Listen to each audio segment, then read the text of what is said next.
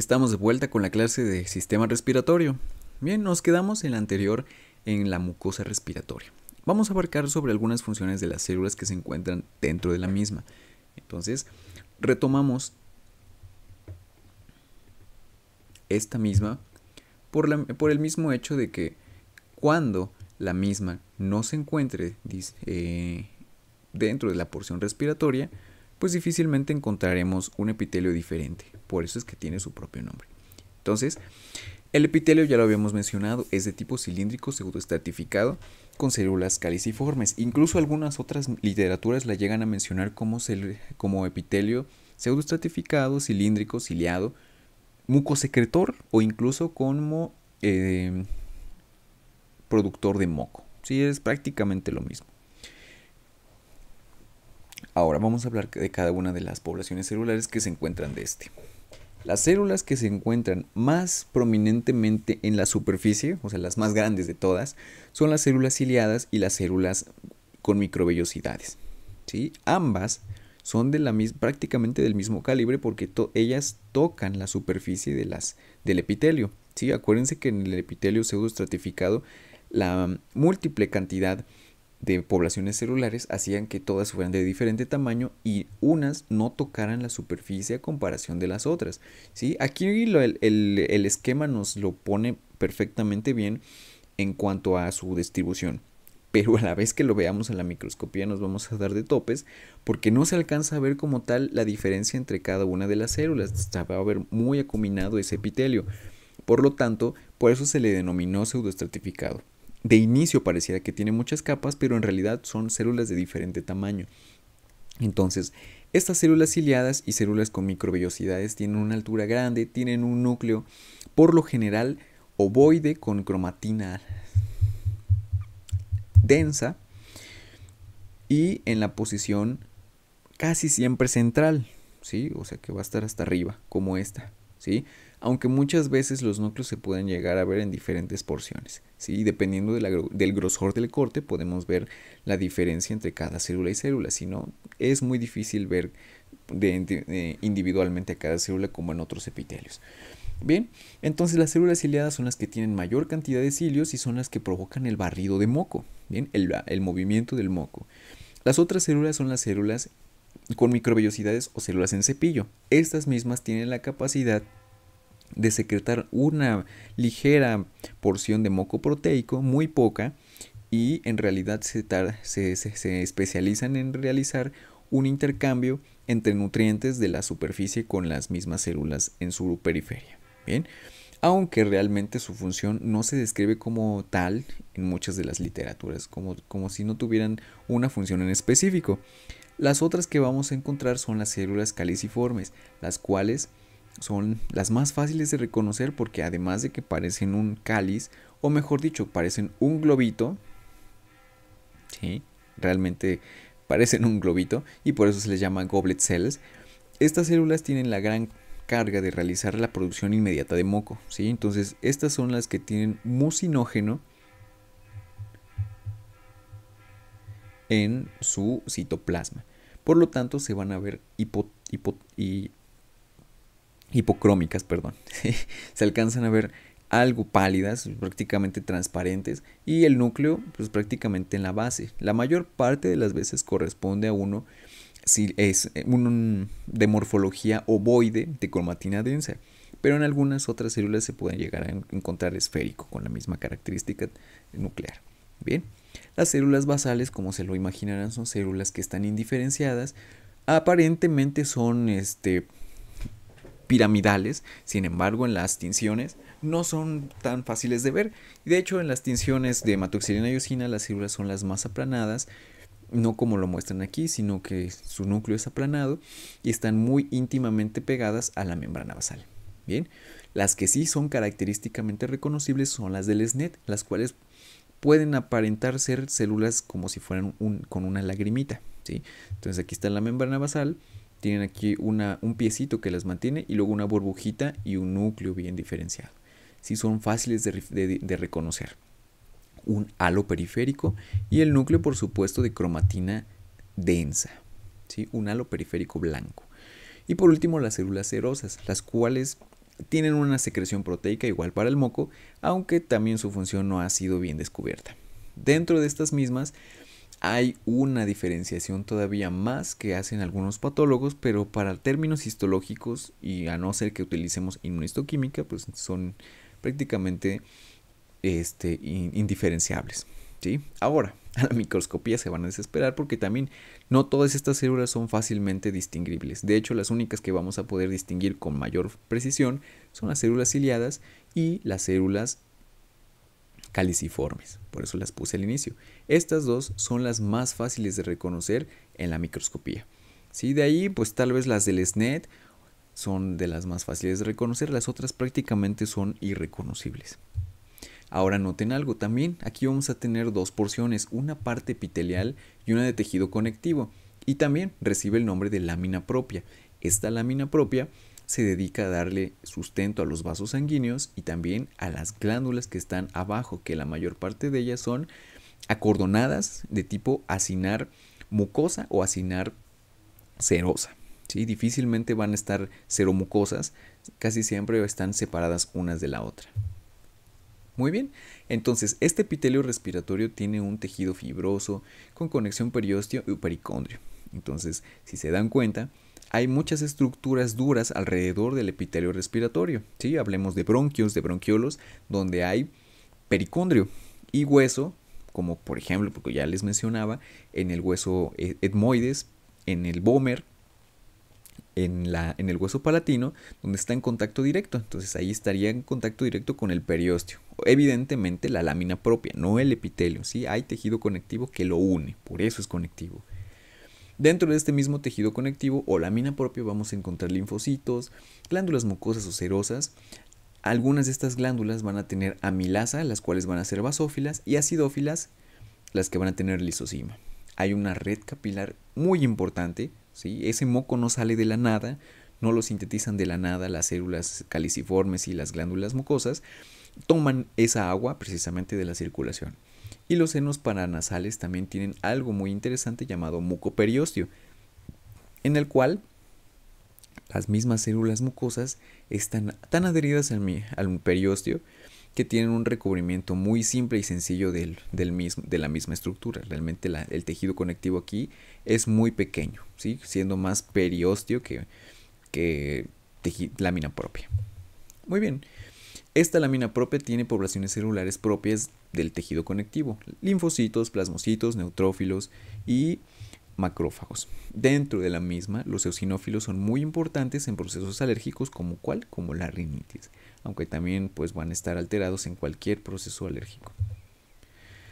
Bien, ahora dentro de las mismas estructuras posteriores a la nariz, seguimos yéndonos hacia abajo, hacia adentro. La faringe es la estructura que está detrás de la boca y arriba de la misma, que tiene una porción con un epitelio plano estratificado y otra porción con un epitelio cilíndrico pseudoestratificado, ¿sí? O sea, un epitelio respiratorio en una parte y un epitelio plano estratificado en otra. ¿En dónde estará esta parte estratificada? Pues por supuesto, en la que tiene contacto con los alimentos, en el paladar, en la orofaringe y en la laringofaringe. Entonces, esas estructuras están epitelizadas con uno plano estratificado, no queratinizado, por supuesto. La parte nasal es una mera función respiratoria, entonces aquí vamos a encontrar el epitelio respiratorio. En la parte oral y laringea, que va a tener alto contacto con el tubo digestivo, con la digestión, con los alimentos, evidentemente el epitelio aquí va a ser plano estratificado, ¿sí? Es fricción, es lesión, es incluso con compresión. Entonces el epitelio respiratorio en estas zonas es completamente inútil. Bien, la pared de la faringe es fibromuscular. ¿A qué se refiere a esto? Es a que realmente no tiene ninguna porción de hueso, ¿sí? Es prácticamente un tubo o una cavidad, ¿sí? Una caja realizada o tapizada por el epitelio, por tejido conectivo denso y regular y por músculo esquelético, ¿sí? Que conforma como tal ese lugar. Ahora, también dentro de esas mismas estructuras hay unas formaciones inmunes que se llaman amígdalas, que no es otra cosa más que tejido linfoide, ¿sí? Y están en la pared posterior y no son las amígdalas que solamente ustedes conocen que están atrás de la lengua, no. Hay muchas estructuras linfoideas en la boca y en el techo de la nariz, que son prácticamente amígdalas, ¿sí? Todas esas estructuras son amígdalas, no solamente son las dos que vemos al final. Hay otras dos arriba de la nariz, otras al lado de la nariz. Son bastantes estructuras amigdalinas. Bien. Y por último, en esa misma área de la faringe tenemos una submucosa, la cual va a secretar abundante moco de tipo acuoso, ¿sí? Son glándulas mucosas. La laringe es una estructura que está muy relacionada con la fonación, la producción de la voz y por lo tanto por el paso del aire. Por lo tanto, su epitelio y su constitución es un poco particular, ¿sí? La mera estructura de la laringe está compuesta por cartílago, ¿sí? Cartílago hialino, ¿sí? El cartílago tiroides, el cartílago cricoides que componen esa estructura es meramente cartílago hialino. Ahora, las cuerdas vocales corresponden a tejido conectivo denso y regular y en algunas ocasiones, en algunas estructuras también, hay músculo esquelético. Entonces, la mucosa de la laringe está recubierta por un epitelio respiratorio, ¿sí? Y pasa a un epitelio plano estratificado en la zona que tiene contacto con la epiglotis, ¿sí? La epiglotis es la puertita que cierra el paso del aire o lo abre, ¿sí? Cuando estamos hablando se está abriendo el paso del aire, cuando estamos comiendo o tragando algo se cierra y deja el paso para que la comida se dirija al esófago, ¿sí? Entonces, esa zona de la epiglotis que está recubriendo la laringe, arriba de la laringe, tiene esa dualidad epitelial, ¿sí? La parte superior pues está recubierta por un epitelio plano estratificado y la parte inferior donde pasa el aire que se abre de uno respiratorio. Bien, las células caliciformes aquí son abundantes y hay un exceso de producción de moco aquí y también está ayudada por muchas glándulas mucosas que están en la epiglotis y subepiteliales de la misma, ¿sí? Como por aquí, en esta zona de acá, todas estas células de acá son glándulas, ¿sí? Gran cantidad de glándulas, aunque ahí parece tejido adiposo, ¿bien? Pero prácticamente son tejido glandular que están secretando mucha cantidad de moco, sobre todo en estos ventrículos que no es otra cosa que dilataciones de la misma mucosa. Las células de microvellosidades aquí tienen un gran papel porque ayudan a absorber moco que ya no se haya utilizado o que sea rico en proteínas. Bien, los cartílagos, como ya les había mencionado, están compuestos por cartílago hialino, ¿sí? Cricoides, triroides y aritenoides son todas estas estructuras que componen el aparato fonatorio. Bien, la laringe está sustentada por cartílagos que se conectan por membranas, que no es otra cosa también que tejido conectivo. Entonces acuérdense, lo que conecta las estructuras es tejido conectivo, no hay de otra. Y también en algunas zonas como la epiglotis, los cartílagos cuneiforme y corniculado están compuestas por cartílago elástico, ¿sí? No es cartílago hialino, esas estructuras son cartílago elástico. Se necesita que sean elásticos para realizar sus funciones de manera adecuada. ¿Cuáles son esas funciones? Realizar la fonación, ¿sí? No tienen otra función. De hecho, si los retiran, nuestra vida no se compromete, solamente no hablamos. Muy bien. Entonces, hablando específicamente de nuestro órgano de la epiglotis, como les había mencionado, es una membranita. De este lado está la porción digestiva, ¿sí? Aquí tenemos el esófago. Y de este lado, en esta porción de acá, tenemos la porción ventilatoria, que es la tráquea. Entonces, están muy íntimamente relacionados. Esta de acá es la epiglotis. Entonces, cuando queremos pasar aire, esta se abre. Cuando queremos pasar comida, esta se cierra. Bien. Entonces, la parte que les había mencionado que está cubierta por un epitelio plano estratificado, ¿sí? Es la parte inferior de la epiglotis. Y la parte superior de la misma o posterior de la misma tiene un epitelio, un epitelio respiratorio, ¿sí? Cilíndrico pseudoestratificado, mucosecretor, con células caliciformes o productor de moco. Bien, entonces, esta estructura en su interior, en su centro, tiene cartílago elástico, ya lo habíamos analizado en la clase de cartílagos.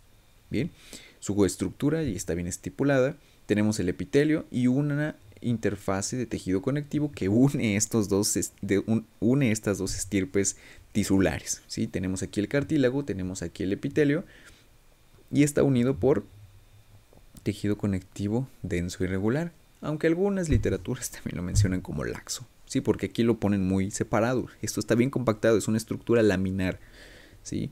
Una estructura como si fuera una tapita de algún dulce, ¿sí? De esas de tipo metalizadas. Bien, ahora, las glándulas que están aquí también son muy abundantes y son de tipo mucosas. Sobre todo, por supuesto, del lado de la porción respiratoria, ¿sí? De la que está recubierta por el epitelio respiratorio. Bien, y aquí la tenemos. Aquí tenemos el cartílago de elástico. Por aquí tenemos la zona del pericondrio. Por acá tenemos la abundante cantidad de glándulas que les había mencionado, glándulas mucosas, que van a secretar este moco dentro de las dos partes. Pero aquí sobre todo en el epitelio respiratorio. ¿Sí? Esto de acá es epitelio respiratorio y de este lado es el epitelio, pues digámoslo así, digestivo, ¿no? Para hacer la diferenciación. Esto es uno plano estratificado y esto es uno cilíndrico pseudoestratificado. Bien, y aquí se ve un poco mejor la diferencia. Este de aquí es el cartílago, elástico por supuesto, tejido conectivo denso irregular, tejido conectivo denso irregular, y aquí muchos vasos sanguíneos y se nota.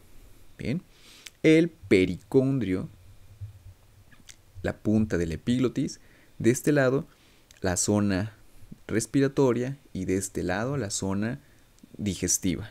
Bien, allí está el epitelio plano y de este lado está el epitelio respiratorio. Muy bien. Por último vamos a analizar la tráquea, la cual es un tubo continuo que tiene cartílago en forma de anillos, ¿sí? Está segmentada, ¿sí? Escaleriforme si quieren decirlo así. ¿Sí? Son muchos anillos que están compuestos por cartílago y alino. ¿Sí? Es cartílago y alino, aunque aquí lo mencionan como cartílago fibroelástico, es cartílago y alino. ¿Sí? Hay algunas literaturas que lo categorizan como fibroelástico, pero la realidad es que es cartílago y alino. Y esto se va en sus características. ¿Sí? El cartílago y alino es tanto fibroso, duro, como elástico, o sea, se puede mover, pero es cartílago y alino. Tiene 4 capas, la cual es la mucosa, la submucosa y la zona del cartílago. ¿Sí?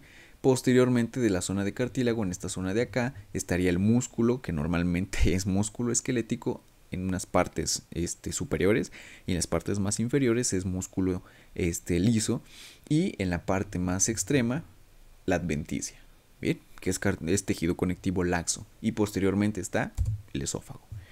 Entonces, dentro de estas capas vamos a encontrar en la mucosa un epitelio respiratorio, ya lo abarcamos, ya sabemos de qué trata este epitelio. Una submucosa que tiene tejido conectivo denso y regular, glándulas ahora cerosas, si se dan cuenta, primero eran mucosas arriba, ahora son más cerosas, las fibras son un poco más elásticas, ¿sí? Antes era mayor cantidad de colágena, ahora son más elásticas y tiene una abundante carga de eosinófilos dentro de esta lámina o submucosa. Bien, después tenemos al cartílago y al lino, que pueden ser de 16 a 20, incluso hasta 28 anillos cartilaginosos dependiendo de la persona. ¿Sí? Tienen sus áreas, ya las abarcamos. Y por último tenemos una zona en esta parte posterior que correspondería al tejido conectivo denso irregular o laxo de la adventicia. Bien, que está en conexión con el esófago en este caso. Bien, y aquí tenemos un anillo traqueal, ¿sí? Donde podemos ver aquí el cartílago, aquí el epitelio respiratorio, aquí gran cantidad de vasos sanguíneos, aunque está dilatado, entonces no es una muestra normal. Y de este lado, observen, este epitelio de aquí es epitelio del esófago, ¿sí? Está en contacto directo. En esta parte de acá tenemos la adventicia de la tráquea. En la parte posterior, por supuesto, en la parte anterior también tenemos algunas otras estructuras y sobre todo que también van a estar limitando con la piel. Muy bien, vamos a dejar hasta aquí la clase de esta lección y continuaremos con el tejido pulmonar propiamente dicho en la siguiente.